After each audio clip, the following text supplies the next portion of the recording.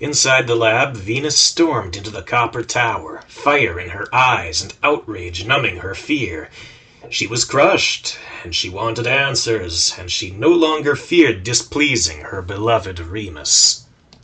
"You're sending me away?" she shouted, upon finding Remus tinkering about in the engine room. "To the Hollow, of course," Remus mumbled, scarcely looking up from his work. "That was always the plan. You didn't expect to spend your entire life here, did you?" "Why don't you want me with you?" At that, Remus did look up. He sighed, his talons flipping about, rearranging themselves from tools back into fingers. "Want," he repeated. "Want?" Remus mused over the word for a time. "What I want is of no consequence. If I could work my will, Remus caught himself, swallowing the anger rising in his voice. He flashed a wry smirk. "The Hollow is the dream, Venus. A refuge for our kind, where we'll be untouchable by the great apes. I simply have to see to a few final steps to ensure they'll never hurt any of us ever again." The last vestiges of a forlorn hope flickered in Venus' eyes as she gazed up at Remus. "And then you'll join us?" "And we'll be together," Remus lied. "You and I, happily ever after, until the end of our days. But only if I can finish my work." "In that case," Venus retorted, "I'll stay with you. We'll work together, and you can come to the Hollow sooner." Remus' brow furrowed, and his face grew red with rage. "No, you won't!" His talons curled into blunt steel fists. Venus braced herself, looking away and squeezing her eyes shut as she waited for the impact, but it never came. The next time Remus spoke, his voice was calm, gentle even. "I need to know you're safe, my beauty. As far out of harm's way as I can manage. Only then can I concentrate. You'll be all right, I assure you. I've asked Mr. Nelson to look after you. He knows what to do." Venus opened one eye and then the other. Remus was staring silently at his metal hands yet again. "Is something the matter?" Remus shook his head. "What I want... I wish, just once, to hold you in my real arms." Remus turned back to his engine, talons flipping and switching about as they arranged themselves back into tools. "Now go. We wouldn't want to leave little Mr. Nelson all alone, would we? Such a sad sight, the little runt sitting in the hollow, just twiddling his thumbs." Remus didn't look as Venus nodded. For some reason, she didn't find Remus' promises at all assuring. Her anger had been replaced with a heavy weight of sorrow, for which Venus could find no explanation. She didn't see Remus look over his shoulder a final time and watch her leave. Elizabeth awakened to a calm, cool, silvery blue sky that glinted with the light of moon and stars. She also awakened to a stiff hip and the sounds of raised voices. As Elizabeth opened her eyes, she found Don likewise groggily lifting his head. Stu was wide awake and at attention while Matrix jabbered furiously atop the mast. "I won't ask you to come with me," Peter was saying. "But I will ask you to come with me," Faye retorted, quite indignant. "What's going on?" Elizabeth yawned. Faye scoffed, unbelieving as she gestured to Peter. "Genius here wants to go back." Elizabeth's ears perked up at this, and what little remained of her sleep fled. "You what?" "Yeah," Faye added, turning back to Peter with her hands on her hips. "After all that trouble getting him out, he wants to go back in." Matrix grunted, crossing one pair of limbs across his chest, while he set another pair in a similar pose to Faye. Elizabeth looked up at Peter, silently asking for an explanation, and Peter was ready with one. My brother proposes genocide, the rat announced. I can't allow him to follow through. Maybe you should start at the beginning, Elizabeth prompted. What genocide are you talking about? Project Tartarus, Peter shouted. He paused a moment, as if expecting that to explain everything. Elizabeth and Stu were the only ones who didn't meet Peter with blank stares. After taking a moment to compose himself, Peter went on. Many, many generations ago, a plague fell upon the great apes that nearly wiped them out. A plague spread by rats, my ancestors. My brother took inspiration from those days and engineered a plague of his own. To rob the apes of their minds, Elizabeth finished. Yes, he told me. Then we're agreed, yes? Peter asked. Surely we can't allow this to happen. Why not? Faye spoke up. I mean, the apes wouldn't think twice about knocking all of us off, would they? Peter sighed in disgust. The apes are a vital part of our ecosystem. Without them to produce the materials we depend on, where would we scavenge for food, for cloth, for our very homes? Dig and forage. Don shrugged. Like our ancestors did, before the apes took over. Bess, Peter turned to Elizabeth for support. Really, dear Bess, you can't agree with this, can you? Elizabeth sighed, shaking her head. I came here to save a friend, you, from torture and death. Saving another species, especially such an alien one, never really occurred to me. Peter's brow furrowed in anger. Really, Bess? Faye? Stu? Looking up at the mast, Peter added, Even you, old friend. He tucked his hands into his jacket pockets for a moment and looked at the ground. All right then, well I'll go and hide away in our little paradise without a thought beyond our little circle, without a thought beyond ourselves. Looking up, he fixed the others with a steely glare. But first, I have something to show you. If you still want to turn your back on our sapient neighbors after that, then... Peter didn't finish the thought, but the way his brow furrowed, the way his gaze lingered on each of them as he turned his back, it was clear Peter was seething at the implications. Those among you able to climb, come with me. Elizabeth took a moment to stretch and then followed. Matrix, however, was several steps ahead of her, taking up his usual perch on Peter's shoulder. Stu scampered after Elizabeth as if on cue. Don stretched his wounded arm, testing it for strength. He gazed after Elizabeth for a time, but when Faye finally set off after Peter, that appeared to convince him. Don limped as quickly as he could manage at Faye's heels, his steps slowly growing into strides as he acclimated to walking and then finally scurrying. At the foot of a nearby building, Peter sent Matrix climbing for the nearest fire escape. A moment later, one of the spider's silk ropes dropped down. Peter sent Stu, the fittest of the bunch, up first. Next, he ushered Elizabeth up the line, followed by Faye. Peter regarded Don for a time, even testing the strength of the mouse's arm. Once he was satisfied, Peter sent Don after the others, and at last brought up the end of the group himself. Upon reaching the fire escape, Peter directed the others to a windowsill. Rather a small ledge to a great ape, but a fair-sized landing for a group of rodents. Now, Peter announced, look inside, all of you, and tell me what you see. Elizabeth squinted as she peered through the glass. A heavy layer of dust had settled over the interior, obscuring the view. She could, however, make out the forms of enormous chairs, a couch, and some sort of altar with a pair of insect-like antennae sprouting from the top. There's something we supposed to see, Stu spoke up. On the floor, Peter jammed his finger against the glass. Under the layers of dust and cobwebs, Elizabeth spotted ridges and lines. 3 faces amid the mountainous mounds of fabric. One was larger, blockier, and considerably hairier than the others. The other 2 had much softer features, and the third was much smaller and rounder.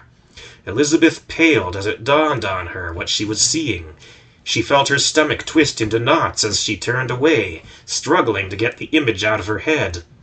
One ridge had been a giant log-like arm, curled around the 2 smaller apes. 2 others had been smaller, more slender limbs wrapped around the smallest. The expressions were of silent terror as the three apes had enfolded one another in a last embrace before the end. "Hey, Elizabeth, y'all okay?" Elizabeth glanced to her right, but her gaze glossed over Stu to meet the eyes of Don, who met her with much the same sickened look. "Behold," Peter echoed his brother's words. "Project Tartarus." They were just like us, Elizabeth murmured. What we could have been. Don agreed. Stu glanced between the two of them and then peered through the window again. At last he shrugged. "I don't get it." Matrix rubbed his chelicerae, his chin if that's easier to picture, and gave Peter a long, thoughtful look. Precisely what thoughts that involved, however, were anyone's guess. I understand, Elizabeth announced. Don nodded. Me too. Stu scowled as he crossed his arms and slouched against the window. "Well, guess I'm in too, then." All eyes turned to Faye, who shifted her weight uncomfortably under their intensity. All right, fine. She blurted out. Just one question. What are we gonna do, eh? Ideally, destroy the machine, Peter answered, rubbing his chin in a manner not unlike Matrix. "I know a little of its design. I should be able to sabotage its engine from the inside. But if I'm unable to do so..." At this, Peter looked to Faye. "I'll need someone to bring down the building on top of it, perhaps by starting a fire." What about this virus? Elizabeth asked. Peter's brow furrowed and he nodded. "One of us will have to dispose of the samples and my brother's notes." Fire! Faye interjected with a hopeful nod. That's all well and good. Don spoke up. But say we do all this and it turns out okay. Couldn't the doc just build another machine and whip up more of this thing? A heavy silence fell over the group. Peter sighed and hung his head. "I was hoping we might not come to that." He looked over his shoulder, staring through the window for a very long time. When at last he spoke again, he simply asked, "Who remembers the layout of the lab?" Faye raised a hand and was followed a moment later by Matrix. "What, you?" Stu exclaimed, looking up at the spider. "Now how's a fuzzy little bug fit all that in his fuzzy little head?" Matrix answered by donning a disheveled white wig and fake mustache, and then gibbering in what sounded faintly like a Germanic dialect. Don grunted, screwing up his face. Well, I'll need time to make another bowl. That is, if you want my help with this. "Matrix and I can provide one," Peter assured him. "Just give us a few minutes with the scale." Don nodded. Okay, I'm in. Faye patted Peter's shoulder. Elizabeth squeezed his knee. Stu sank to the floor, weeping bitterly and shaking his head in dismay. Matrix offered him a handkerchief. Quiet, somber, they returned to the scale. Peter and Matrix took to the back of the scale with a pair of blowtorches, provided by the spider, though it was anyone's guess where he got them, and cut away strips of metal from the vehicle's body, which Peter then hammered into a crude but strong longbow. Matrix furnished it with a special cord of silk, and then the two presented their creation to Don. He tested the string and the strength of his arm. He shook terribly as he drew it back, but after a time he nodded in approval. With that, they set off for the lab. Peter led the others on a different route, as he sought out a hidden entrance of his own making. "This was from the old days," he explained, "when Remus and I made our first escape." Then wouldn't Dr. Chuckles know about it? Elizabeth asked. Possibly. It is my hope it may have fallen by the wayside of late." Peter's memory was sharp, and he found the entrance with little effort. Digging at the side of the outer wall revealed a loose brick in the foundation, very low and well hidden. He sent Matrix in first to scout. A few minutes later there came a sound from within of a loud, sharp snap that made all of them jump. All fears were allayed, however, when Matrix poked his face out and announced, "Ah!" "Mousetrap," Peter translated. His brow furrowed as he said it. "Most certainly placed by my wayward brother." Peter then sent Faye and Matrix ahead, accompanied by Don at Elizabeth's insistence. "The lab must be destroyed," Peter insisted. "All remnants of Projects Olympia and Tartarus must be wiped away." I'd still be a lot happier accompanying you. Don remarked to Elizabeth. We'll be okay, She lied. but someone needs to look after Faye.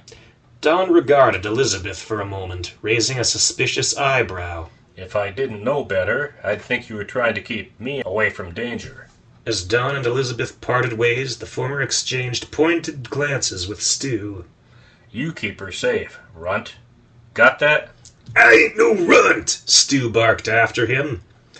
And now, Peter added, his voice grave, we circle around the front.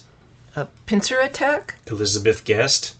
Possibly, Peter nodded, but matters are far graver than that. Listen, do you hear it? Elizabeth lifted an ear to the wind. In the distance there arose a terrible whirring and grinding, which reminded her of Dr. Chuckles' mechanical limbs, but far larger. You think he's on the move? Peter nodded. There's no time to discuss it. I need to see for myself. He led off quickly through the grass, the tall green blades providing excellent cover as Peter ran. Elizabeth and Stu just barely kept pace at his heels. The sounds of machinery grew ever louder as they approached the main entrance to the lab, and then louder still as the thing, whatever it was, emerged into the open air, greeted by the sounds of cheering from the gathered throngs of test subjects, rats, mice, and many more. As Elizabeth caught up to Peter and peered through the sheltering leaves of the grass, she saw it, towering over the joyous legions, a moving tower, belching its lethal vapors from a smokestack at the top. The tower rolled through the crowd, parading about as if in triumph, before grinding to a halt. There was a click as a hatch opened, and another round of cheers as Dr. Chuckles himself emerged onto a balcony near the top. This may be our chance, Peter whispered. Let's go. Chance for what? Stu exclaimed, but received no answer. All he could do was scamper after Elizabeth as she and Peter rushed out into the cover of the crowd. Peter led the way, blazing a trail as he slipped between tightly packed bodies, creating openings just long enough for Elizabeth and Stu to follow. Then the specimens closed in behind them, cutting off any hope of retreat. My brothers, Dr. Chuckles was heard to shout, behold, Project Tartarus, the last piece of the puzzle. A heavy silence fell over the crowd. So deep was it that Elizabeth's pounding heart felt like thunder in her ears.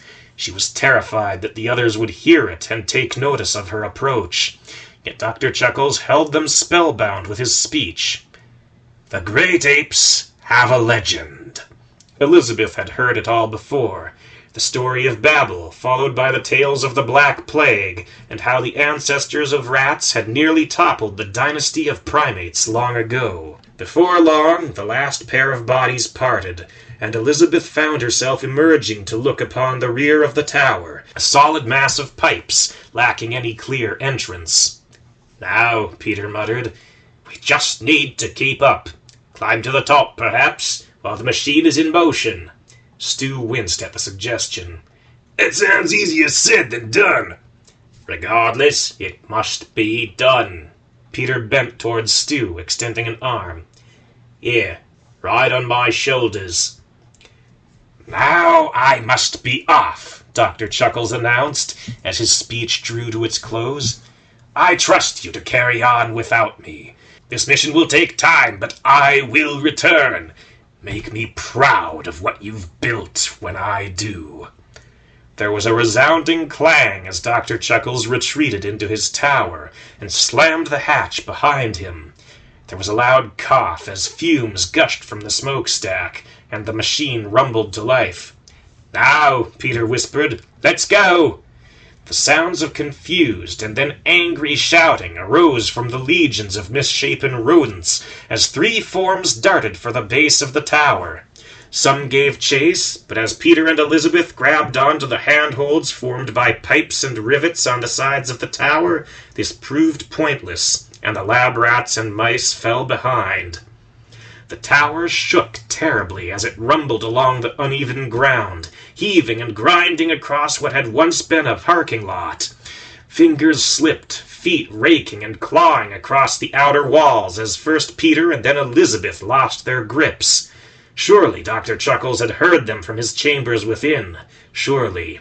How else could Elizabeth explain the way the tower weaved back and forth, its spire whipping this way and that with each motion? She closed her eyes for a moment and focused on just finding a firm hold. Peter slipped, dropping down from higher up, giving a cry of pain as he caught hold of a protruding pipe. Elizabeth glanced over to him, but Peter simply nodded, forcing a half-hearted smile that, she assumed, was supposed to be encouraging. Bracing her feet against the side of the tower, Elizabeth reached for a higher bend in the pipes. It was far from firm, but perhaps with both hands. Elizabeth gave a cry of panic as she lost her footing. Her legs dangled, nearly useless, behind her as she hung on desperately with both hands. With a great heave, she curled herself into a ball, bringing her feet close to her hands and then struggling to work her fingers just a bit higher. To her right, Peter, being much taller, was making quicker progress. His hind feet were already higher than Elizabeth's head. Bending to his left, Peter reached out and shouted, "Take my hand, Bess! I can help!" Elizabeth should not have looked down at that moment. The color drained from her face as she saw the ground rushing by and felt her stomach twisting into knots. Her every joint locked into place, refusing to move as she grew dizzy with vertigo. "I have a firm hold, but it won't last," Peter added. "Reach!" The words echoed in Elizabeth's ears, near and yet painfully far away. Then a second voice called out to her, "Elizabeth, try me!" Elizabeth looked up to see Stu. The shrew had clambered down Peter's arm and now held on to the rat with both hands while extending a foot toward Elizabeth. Elizabeth squeezed her eyes shut, took a breath, and let go. In the split second that offered itself, she pushed off with her feet and grabbed blindly. Elizabeth heard Stu grunt as she caught him by the foot, straining the shrew's back and hands as he fought to support her weight. Peter groaned aloud as he lifted the shrew and mouse, and then he felt his grip weakening. His lone hand ached as it fought against the sweat greasing its fingers. "My jacket! Grab my jacket!" Stu, unthinking, did not react. Elizabeth, however, did. Despite the shrew's protests, she began climbing up his body until she could just barely reach one of Peter's pockets. "Just a little higher!" Elizabeth shouted. Peter did his best, but that little extra weight was all it took. His hand slipped free. 3 shouts burst from their throats as they dropped.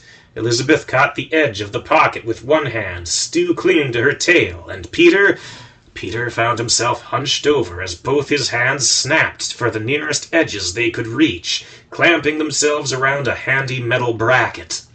Elizabeth's free arm flailed wildly as she reached for Peter's pocket. First, it was just short of its mark. One shoulder was slightly lower from this angle. Despite her better judgment, Elizabeth began swinging from side to side, prompting terrified cries from Stu below. "What are y'all, nuts?" A final fortuitous lunge hooked Elizabeth's fingers into place. "Got it!" "Lovely, I say," Peter grunted. "Now, perhaps you could help me." Elizabeth gazed up the side of the tower. They had yet to climb even a quarter of the way. She could scarcely imagine finishing the ascent. "One foot in front of the other," she whispered to herself in a desperate mantra. "or in this case, one hand." Elizabeth's hand snapped for the buttonhole where Peter's jacket would normally fasten itself shut. Some part of her smiled in hope as she made it on her first try. Next, she grabbed for the hole above it with her other hand. "Bullseye," she muttered. Just above, Elizabeth could make out the shape of a bracket, pinning the pipe to the side of the tower. If she could make it that far and get her fingers inside it... "Hold on!" Elizabeth shouted. She grabbed for the hem of Peter's jacket, just above the last buttonhole. Her fingers screamed from the strain of pinning the fabric between them, while she reached next for Peter's arm. Then she heaved herself up to his shoulder. "I say, not to trouble you unduly, but I'm slipping again." Elizabeth leapt from Peter's shoulder, just as the machine lurched across a crack in the pavement. The tower lurched aside, bringing the pipes suddenly much closer than they had been. Elizabeth took a blow to the face, dazing her. But where the conscious mind failed, her instincts succeeded. Her fingers closed around the edge of the bracket, and though she hung limp for a time, she did indeed hang. "Bess!" Peter's voice called out. Elizabeth! She blinked, shaking her head as the world seeped back into focus. Looking down, she saw Peter holding on for dear life, while Stu swung back and forth from her tail. Looking back up, Elizabeth could see the tower's spire rising that much closer. A second wind welled in her chest, and she called back down to Peter. "Reach for my shoulder. Hold on to me for support." Elizabeth immediately regretted her words the moment she felt the full weight of a rat 3 times her size pulling her down. Yet a moment later, the weight let up as Peter reached past her with his free hand and grabbed onto another pipe. Elizabeth grew lighter still as she felt Peter lifting her up, drawing her past his head to grab onto another bracket further up. Her head swam as Elizabeth saw the ground drift ever further away. The swaying of the tower, meanwhile, grew ever more violent as Elizabeth and Peter clambered up the side. What would have once simply rattled their holds now sent Elizabeth and Peter swinging wildly, this way and that, at every bump. And as the machine rumbled into the open street, there were many, many bumps. Elizabeth could only gasp in amazement as she flopped over the rail of the balcony, followed shortly by Stu, clinging to her tail, and finally Peter. Yet there was no time to rest. Elizabeth just barely managed to gain her feet amidst the wild movements of the tower. Peter, being much larger and heavier, gained his balance more quickly. It was only a moment before he seized the hatch and wrenched it open. The roar of the wind faded as the two slipped inside, but any relief proved short-lived. A voice dripping with venom rose to greet them. Welcome aboard, my friends. For a moment, I wasn't sure you'd make it. Almost immediately, Elizabeth became aware of the spongy surface under her feet, and the sound of crackling all around her. The inside of the hatch, and the floor, and the walls around her were coated in rubber. Further in, however, the rubber gave way to copper, which sizzled with an electric current. Dr. Chuckles stood behind a console, laden with an array of monitors, dials, and flashing buttons. His tail rattled in anticipation as he regarded the new arrivals.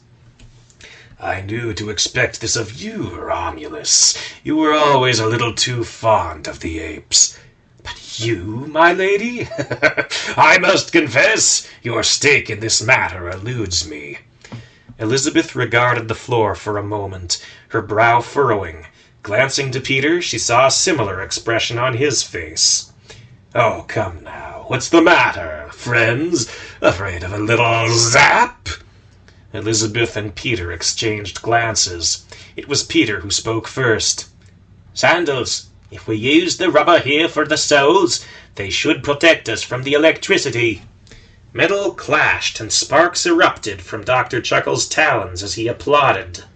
Brilliant as always, Romulus, but I'm afraid I can't allow that. His tail struck like a scorpion's sting, darting between monitors and piercing Peter under the shoulder. Peter's limbs twitched at first, involuntarily, as the electricity coursed through him, but soon began to thrash as the charge overwhelmed his nerves.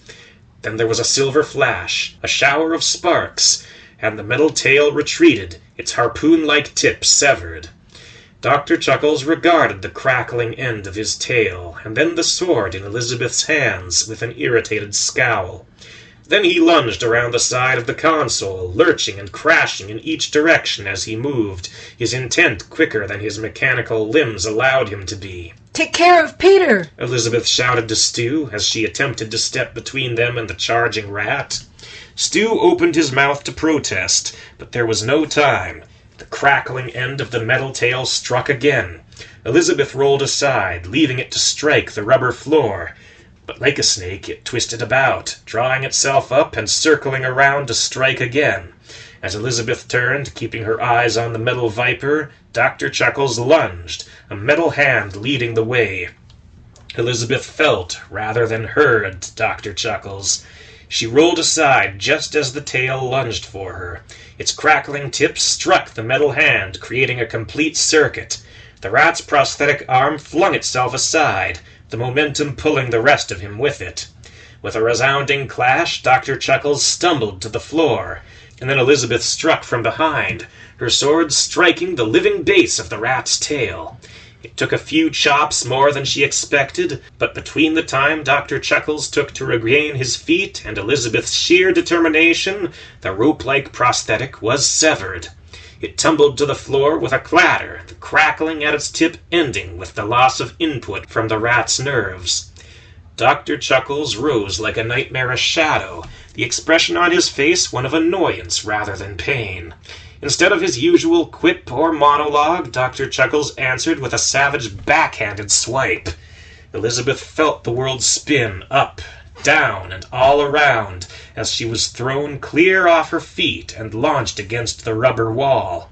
Her sword thudded to the spongy floor, and she felt the burning of 3 long gashes across her stomach as she landed. Then a small form darted between them. Dr. Chuckles staggered with a grunt as Stu leapt for the nearest leg, driving what had once been the tip of the rat's tail between a pair of metal shards and severing a wire within. The rat heaved, sending a jolt down his leg, through the little harpoon, and into the shrew. Stu went flying with a cry, tumbling across the rubber, up one wall, and then dropped to the floor where his momentum gave out. The remaining prosthetics groaned as they compensated for the lost limbs. Dr. Chuckles dragged his now useless left foot as he moved, retreating down a passage to the rear of the chamber. Stu coughed, his head ringing with the rumble of machinery all around him. He held his head as he sat up and looked around. Then he remembered his surroundings. "Pete!" he shouted, looking to his right. Then, "Elizabeth!" as his head jerked to the left. Stu scrambled to her side, his beady eyes widening to the size of saucers as he saw the wounds ripped across Elizabeth's stomach. "Elizabeth, y'all hear me? Talk to me, Elizabeth!" Just scratches. Elizabeth winced as she sat up. I think Peter got the worst of it. "I'll live," Peter spoke up from where he sat slumped against the wall. His wounded arm hung limp at his side, his torn jacket stained black around the shoulder where he had been stabbed. Peter groaned as he tested the arm and then sighed, letting it flop to the floor. "I should only need one arm. It's my head that's the vital part." At least we can breathe a moment, Elizabeth muttered as she stood up. Peter shook his head. "The longer it takes us to stop this machine, the further the virus will spread, and the greater the chance Remus will succeed." Elizabeth gulped, nodding. Well then, I guess we better get moving. "First, we insulate our feet," Peter interjected. He felt in a pocket with his good hand before producing a needle and a spool of thread. "Stu, try to choose some of the rubber loose and fasten it about our feet." Thus the shrew set to work, and in short order the 3 of them were able to safely venture further into the chamber. Yet that little victory proved somewhat hollow, for as Peter stepped in front of the control panel, his brow furrowed in dismay. "What's the matter?" Stu asked. "Can't y'all just turn it off?" Yet as Elizabeth and Stu joined Peter, the trouble became apparent. What they had thought to be monitors were just plastic frames, in which were set cardboard rectangles with the letters "Ha, ha, ha, ha, ha, ha, ha" painted across them.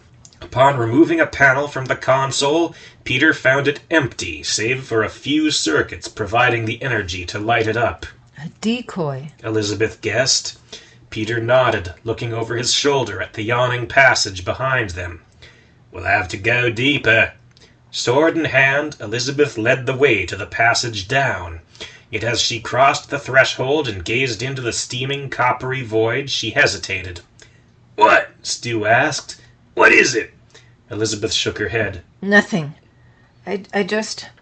"Feel as if we've been here before," Peter finished the thought. Stu nodded as he felt it too. "The dream!" Elizabeth took a deep breath to steady her nerves, and then stepped forward. Amidst the sounds of whirring machinery, she heard something else. A tapping, as of a scuttling, metallic spider creeping along the outsides of the walls around her. Then, somewhere above her, it abruptly stopped. Everyone, get down! Elizabeth shouted. Steam erupted from the ceiling as a metal arm came crashing through, talons grasping and groping. The walls crackled to new life as a fresh surge of electricity coursed through the tower, accompanied by the sounds of mad cackling as the arm retreated. "What's the matter?" the voice of Dr. Chuckles rasped from all around. "You should be flattered. I don't choose to hide from just anyone." The tapping resumed, circling around them. Everyone, run! Elizabeth shouted. Neither Stu nor Peter had to be told twice. Geysers of steam erupted in their wake as they dashed down the passage, metal limbs smashing through and clawing about, only to retreat to continue the pursuit. Before long, the passage opened into a large circular chamber, containing 4 exits leading into other sections of the machine, one of which Elizabeth and her friends emerged from. "Which way? Which way?" Stu shouted. Peter's mouth flapped listlessly as he glanced from one passage to the next. Then there was a crash behind them as the ceiling caved in, a large, dark form descending from the gaping hole. "This way!" Peter staggered to the right. As he did so, the form behind them clambered back up through the opening it made, and then Peter swiveled to the left, shouting, "This way!" Elizabeth now brought up the rear, fingers curling tighter to compensate for the increasingly slippery hilt, grown slick with sweat from her palms. The passage spiraled down, until it opened into a towering chamber, from the center of which rose an enormous glass bulb. Inside it there swirled a mass of pale blue fluid, bubbling and boiling from a heat source beneath their feet. As Elizabeth gazed up, she could make out the form of Dr. Chuckles, crawling along the ceiling like an enormous, partially metal spider, his talons stabbing into the walls to create handholds where there were none. "There!" Peter blurted out. Across the chamber, another opening yawned, beckoning the trio deeper. You two go ahead, Elizabeth commanded, throwing off her cloak. I'll do what I can to slow him down. "What, alone?" Stu exclaimed. Yes, Stu, alone. Elizabeth nodded. Peter may need your hands. Now go. Both Peter and Stu gaped at Elizabeth in disbelief. Glancing over her shoulder, Elizabeth added, There's no time to argue. Go now. Peter turned to leave, but Stu lingered beside Elizabeth. He drew his lips back and ran his tongue along his teeth, coating them in venomous slime. Elizabeth, however, set a firm hand on his shoulder. Do as I say. I'll see you after this is over. Stu glanced up at her, an eyebrow raised. "Y'all promise?" Of course.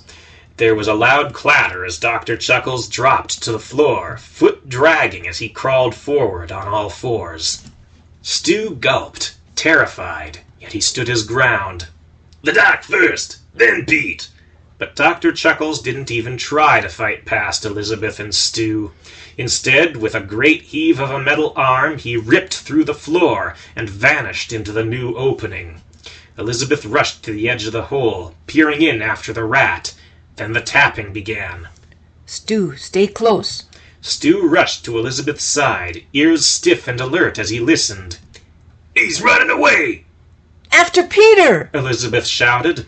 With that, she hopped down the opening after Dr. Chuckles. Stu hesitated for a moment at the edge before calling out, "I'll meet y'all below." That said, he set off for the lower exit. Elizabeth, meanwhile, found herself sliding out of control through the space between walls. A loud crash brought her up short against a barrier, where the metal tube opened into another chamber, and she was trapped. With a disgusted sigh, Elizabeth sheathed her sword and crouched on all four limbs, for it was too low and narrow to walk upright. Somewhere above her, she heard the sounds of tapping as Dr. Chuckles scurried through those hidden spaces, intent on his next target. Since the rat seemed to know where he was going, Elizabeth decided to follow him, although it was considerably slower going for her, attempting to navigate the spaces without steel talons to help her climb. Yet she managed. leveraging the force of her feet in one direction and her shoulders in another to shimmy her way onto the top of a metal passage. From there she was able to crawl up and up and up until a loud screech of tearing metal reminded Elizabeth of her dire circumstances. She scampered in the direction of the sound until she found an opening ripped in the side of the tunnel. Dropping down with a light swinging motion, Elizabeth managed to return to the interior of the hall. The floor was covered in pale scratches, left behind as Dr. Chuckles had clawed his way down the passage, leading ever deeper. Elizabeth followed them, sword drawn. She knew Dr. Chuckles could be waiting anywhere ahead. The hall came to an end at a door that had been ripped clean off its hinges. The sounds of rumbling were loud here. Elizabeth recognized it as the tower's entry hall from when she had come to rescue Peter, and by the sounds of struggle under her feet, Elizabeth guessed she might have to again. Peter had been the first to arrive some time earlier.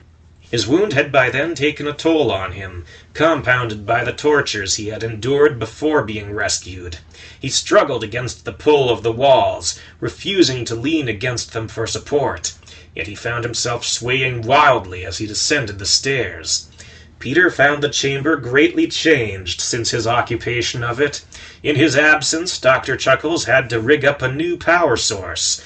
It sat between the two halves of the wire and pipe cube, belching thick black smoke. Peter smelled gasoline. However, there was little he could do at the time, for just then Dr. Chuckles had swept in upon him through the open door at the top of the stairs. The mad rat's talons carried him across the ceiling. Peter lurched aside just in time to avoid the trident-like metal feet as Dr. Chuckles crashed to the floor. "As much as I would like to chat," Dr. Chuckles growled, seizing Peter under one arm, "I'm afraid I need to finish this quickly." That was when Stu caught up. The shrew dashed across the top of the engine and leapt for the rat's neck. He bit with as much savagery and venom as his tiny form could muster, but in vain. A giant metal hand closed about Stu and pried him from Dr. Chuckles' shoulder. "Please, dear, not while I'm working." Dr. Chuckles flung Stu against a wall and heaved forth a powerful wave of electricity. The entire chamber crackled with a surge of energy. Peter and Stu convulsed, almost in time with each other, as countless volts flowed through them. And that was the scene when Elizabeth arrived. She undid the straps holding her scabbard and let it drop to the floor. One less thing for Dr. Chuckles to grab onto. Then, taking her sword in both hands, she charged. Dr. Chuckles turned, single eye blazing, and took a backhanded swipe at Elizabeth, attempting to fling her aside. Sparks flew as her sword met his hand, not to deflect it, but, like a vaulter's pole, pushing her closer to the rat as she leapt over his arm. His talons closed on nothing as the sword withdrew. Dr. Chuckles felt just the faintest of tickles as the weapon bit into his stomach, drawing blood. The rat lunged awkwardly, first with one hand, then the other, but Elizabeth remembered Monster's words. "Your enemy expects you to run. Stay close and use his size against him." Dr. Chuckles' arms, though powerful, were also stiff and unwieldy, making it difficult for him to aim while Elizabeth hid in his shadow. Threads of electricity arced and sparked as the sword penetrated the metal shards of his good leg and severed the wires within. Dr. Chuckles stumbled and fell, Elizabeth slipping between his legs to avoid being pinned beneath him. Immediately, Elizabeth was upon him once more. She cut at his sides and his shoulders, slashing and chopping wherever there was an open bit of skin. As the rat swung a metal arm about, Elizabeth leapt from his back. Metal talons struck and clawed at the floor, throwing a shower of sparks as metal grated against metal. Dr. Chuckles rolled onto his back, eye darting as he searched for his elusive attacker. "Was that supposed to hurt? Don't you realize I've lived for years with worse?" It's not about pain. Elizabeth retorted as she darted behind his head. It's about oxygen. Blood carries it. The more you bleed, the less you get with each breath, and the faster you wear down. But upon speaking, she alerted Dr. Chuckles to her location. A giant metal fist struck her in the gut, knocking the wind from her lungs as it sent her flying in one direction and her sword in another. Yet no sooner had Elizabeth landed than the electricity flowing from Dr. Chuckles ceased, and he paused to gasp for breath. In that time, Stu managed to regain his feet, head swimming from the lingering pain flooding his nerves. Peter was slower to recover, but with Stu's help, he managed to stand before the crackling resumed, his rubber sandals absorbing the shock and insulating him against its debilitating effects. But when Dr. Chuckles recovered, he did so with a vengeance. His feet were useless, but he could still walk on his knees. He crawled like an enormous malformed infant on all fours, reaching and clawing all about him with his talons. First for Peter, then for Elizabeth, and then even for Stu. Elizabeth rushed between Dr. Chuckles and the others, but each wound torn in his flesh only served to strengthen his resolve. As the clock ticked faster, Dr. Chuckles became more reckless, ignoring Elizabeth entirely as he crawled after Peter. He stormed past her like a living bulldozer, forcing Elizabeth to dart aside or be run over. Stu, more alert than Peter, led the rat by the hand, shouting for Peter to keep moving. Together they staggered in circles, struggling to outrun the determined cyborg rat. As he passed between them and the engine, Dr. Chuckles gave a laugh of triumph, his precious engine safe from Peter's tampering. That laugh was immediately cut off in a shower of sparks, as one of his arms gave out from under him. Dr. Chuckles crashed to the floor with a cry of shock, followed by the sound of Elizabeth's voice shouting, "Now get past him! I'll keep him busy!" Stu tugged on Peter's arm. "Go! Go!" Dr. Chuckles snarled in rage, rolling onto his side with a giant, desperate swipe of his good arm. His talons struck the floor just moments after Peter had passed. Elizabeth rushed in for the exposed arm, sword poised to thrust between the metal shards for the vulnerable wires inside.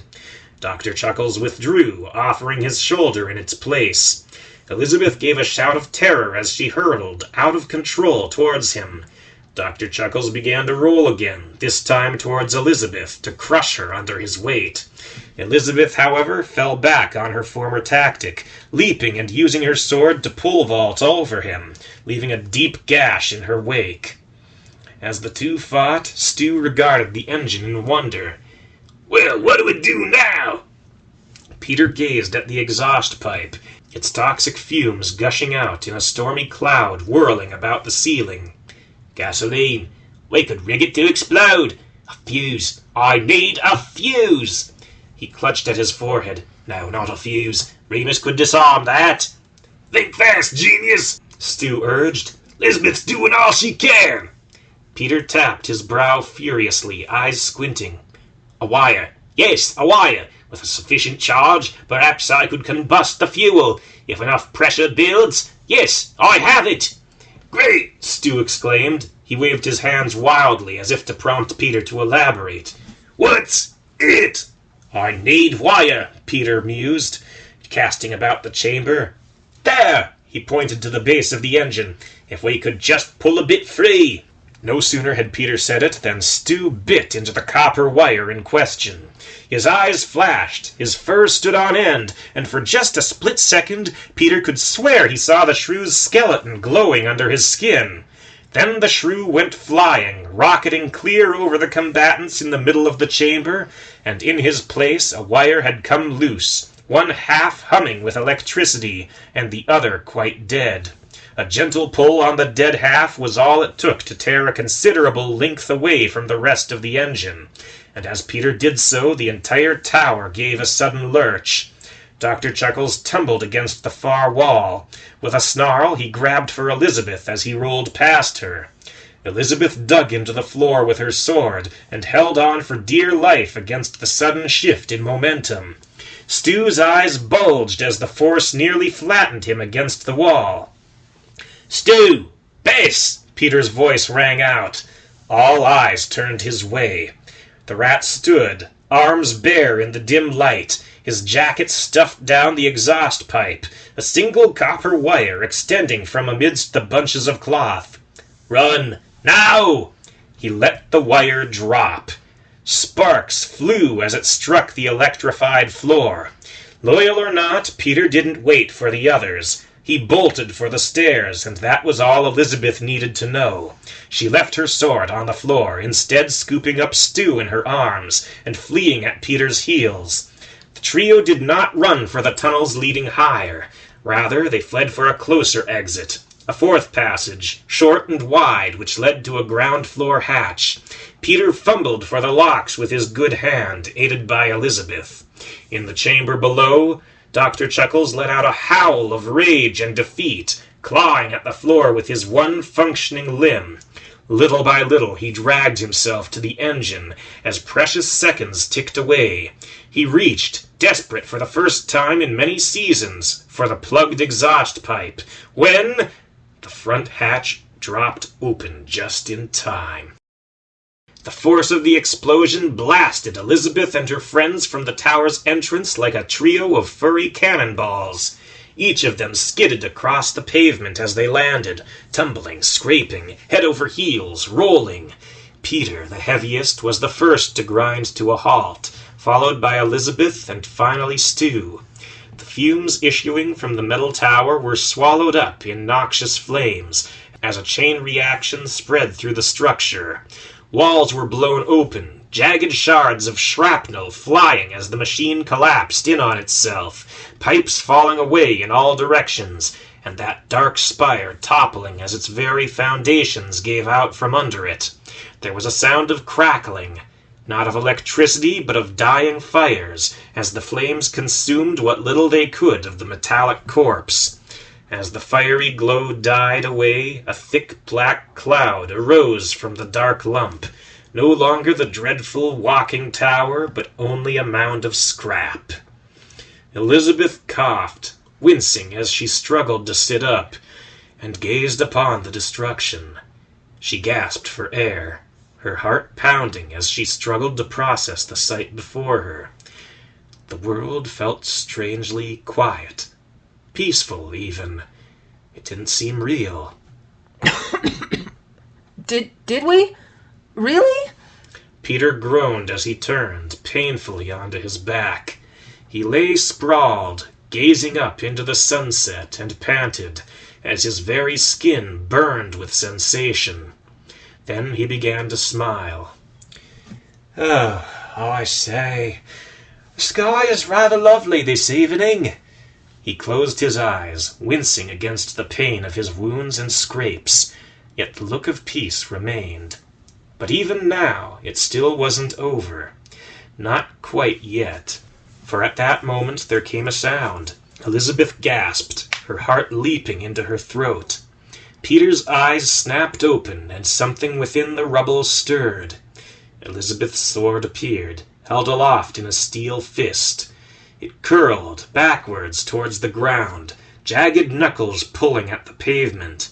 It crawled like an inchworm, extending, contracting, dragging itself forward, and with it a large ragged bundle of flesh, cloth, and fur. A mixture of blood and saliva dripped, trailing from Dr. Chuckles' teeth as he emerged from the rubble, his useless, damaged prosthetics dragging in a mangled mess behind him. Elizabeth struggled to her feet, ready to run. Peter's breaths grew quick and shallow, but he was in no shape to move. Stu, dazed from the shocks and the explosion, remained senseless. The sword clattered to the ground, nudged forward by a steel talon. My lady, my dear lady, Dr. Chuckles gurgled. You dropped this. Elizabeth gulped. She inched forward, ready for Dr. Chuckles to pull some trick at the last moment. Yet his only motion was to softly begin laughing at her caution. It's over, Dr. Chuckles assured her. all over.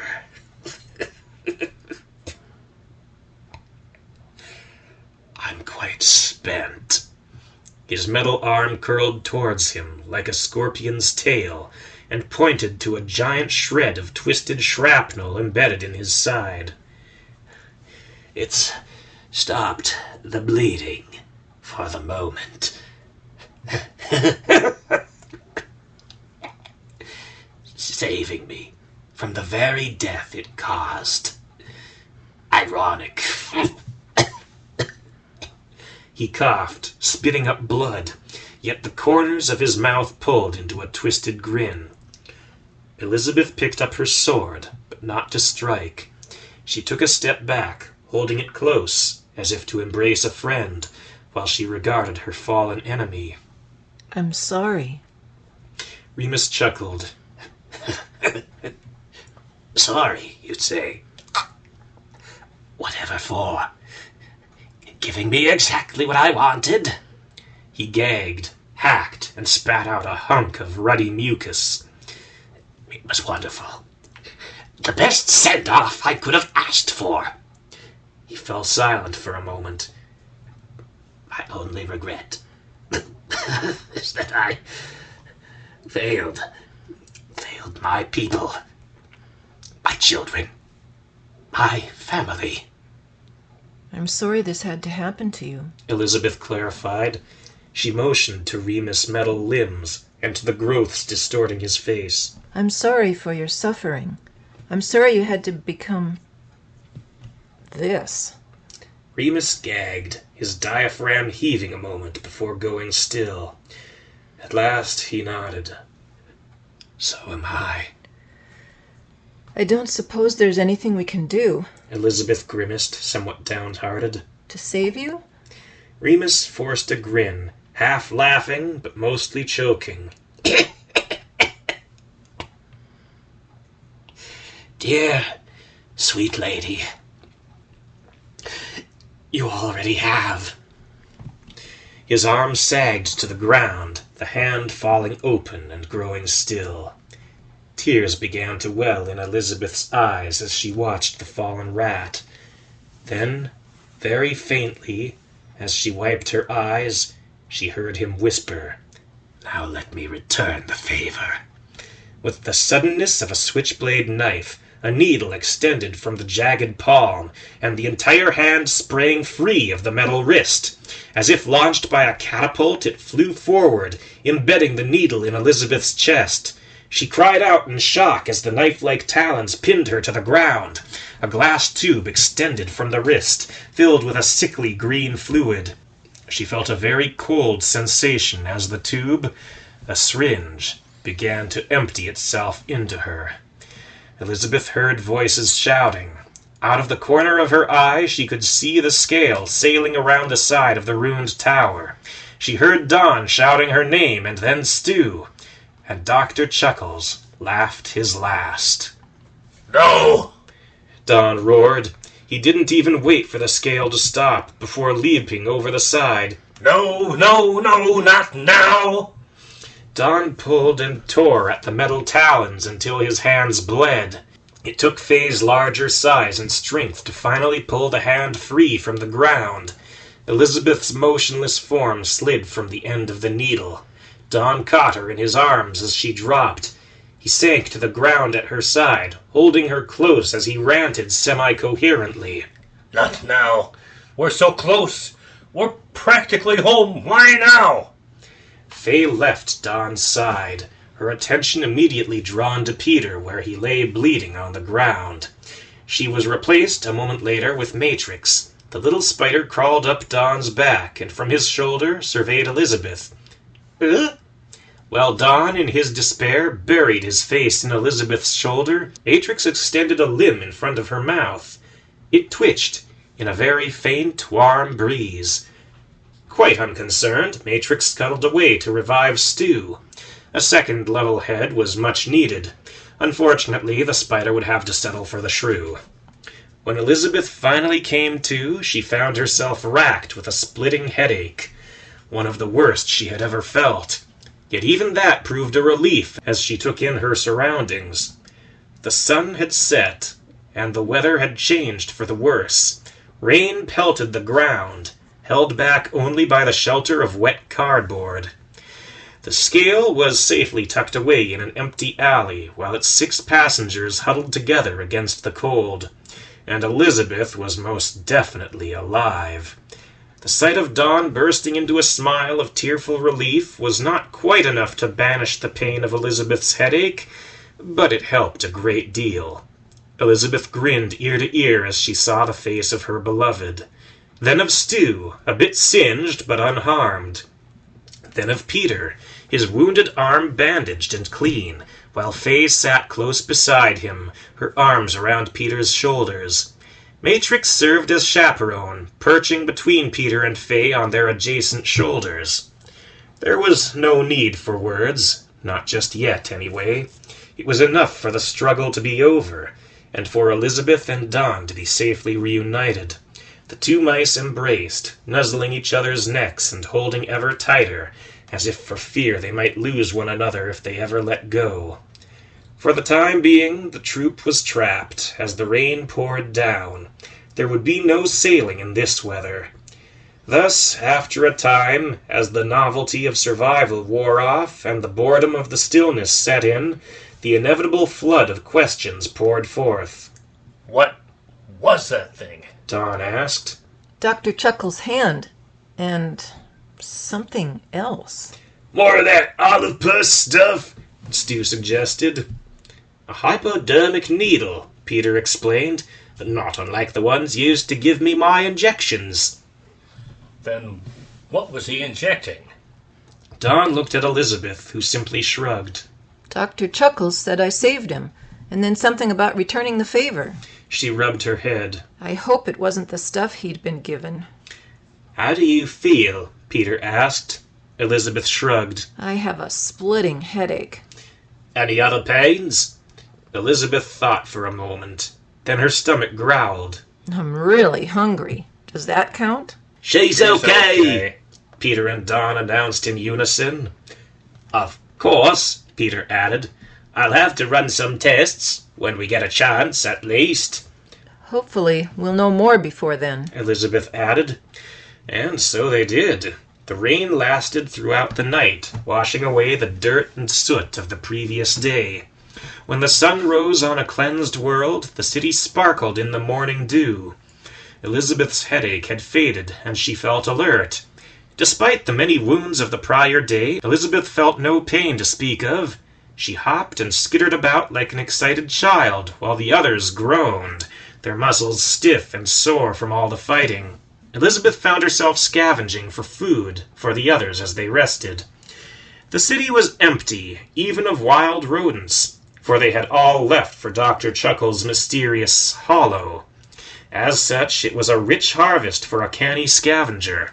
Elizabeth could have easily stuffed herself silly on such a rich bounty, if not for the 4 friends depending on her. Besides, she was more interested in blowing off her newfound energy than silencing her rather vocal belly. She had many small adventures that day, as she broke away from the group to explore. Yet after all she had been through, nothing really felt like a tale worth telling. A few crude traps, set by the great apes before they died, all of them easily disarmed and avoided. Yet despite her exuberance, Elizabeth returned often, to bring food back to her friends, and to tell them about what she had seen. In the absence of living inhabitants, there was something very eerie about the cityscape, which she just couldn't shake. The next day, the others began walking as well.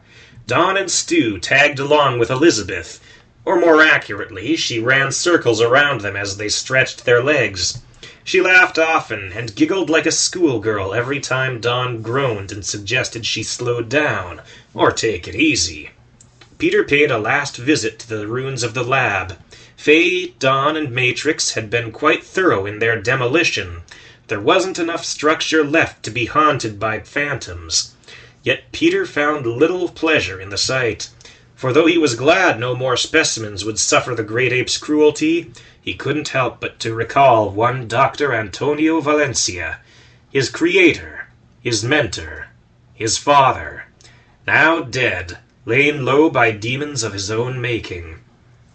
On the last night, Elizabeth and her friends shared a hearty dinner gathered by the hands of the entire group.